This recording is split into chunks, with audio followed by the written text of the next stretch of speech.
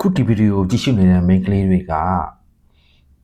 ချမ်းသာကြွယ်ဝတဲ့တထေးတယောက်ကိုယူပြီးတော့သူ့ရဲ့ဇနီးမယားမိဖုရားအဖြစ်နဲ့ရွှေဘုံပေါ်မှာထိုင်ပြီးငွေကိုရေလိုသုံးပြီးပျော်ရွှင်စွာခံစားခြင်းလားဒါမှမဟုတ်ရင်မိမိခြေထောက်ပေါ်မိမိရက်တည်ပြီးကိုချီကိုလက်နဲ့ဘဒုအကူညီမမပါပဲဘဒုမှမမိမခိုးပဲကိုသွားခြင်းနဲ့ပန်းတိုင်းကိုရှောက်အောင်သွားပြီးတော့အောင်မြင်စွာနဲ့ဘယံမတယောက်လိုစံစားခြင်းလားကျွန်တော်မေးတဲ့မိကွန်းထဲမှာအတိတ်ပဲနှစ်ခုပါပါတယ်ခံစားတာနဲ့စံစားတာမိဖုရားတယောက်လိုခံစားမဲ့ဆိုရင်မိမိရဲ့လုပ်ပိုင်ခွင့်မိမိရဲ့ခံစားခွင့်တွေက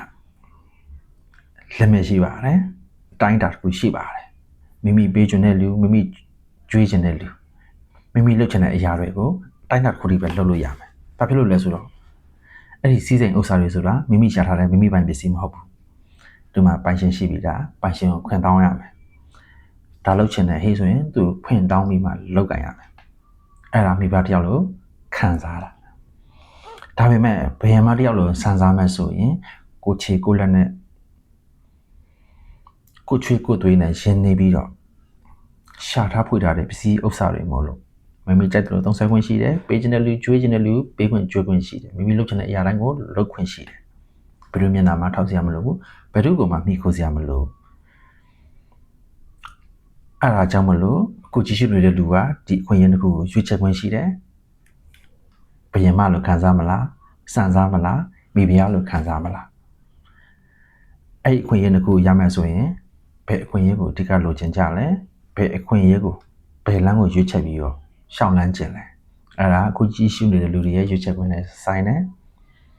ကျွန်တော်ကတော့အပေးချင်ပါတယ်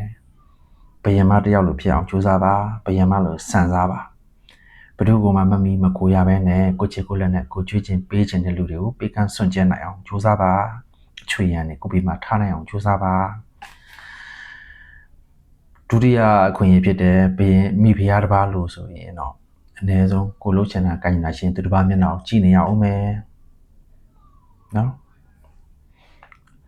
သူတစ်ပါးကိုပြောဆိုပြီးမှကိုလို့ချင်အောင်လုပ်ခွင့်ရတဲ့အခွင့်အရေးဆိုတာသူတစ်ပါးကိုမိကိုရနဲ့အတူတူပဲအဲ့ဒီတော့ဘယင်မလို့ဖြစ်အောင်ကြိုးစားကြပါလို့ကျွန်တော်ကတော့တိုက်တွန်းချင်တယ်အားလည်းအားပေးချင်တယ်အားလုံးကိုလည်းဘယင်မတစ်ပါးလို့မော်ကြွားနေတဲ့တကူတဲ့တောက်ပနေတဲ့လူတွေဖြစ်အောင်ကျွန်တော်မြင်ချင်ပါတယ်အားလုံးလည်းကြိုးစားပါလို့တိုက်တွန်းချင်ပါတယ်အားကြောင့်မလို့ခုဒီချိန်အားစပြီမိမိကိုယ်ကိုမိမိဘယင်မတစ်ပါးလို့စံစားမလားမိဖုရားတစ်ပါးလို့ခံစားမလားဆိုတဲ့အတွေ့အခေါ်လေးကိုခေါင်းထဲကိုရိုက်တွင်းပါကိုဖြစ်ချင်တာကိုကြီးမြအောင်လှုပ်ဆောင်နိုင်ကြပါစေခင်ဗျာ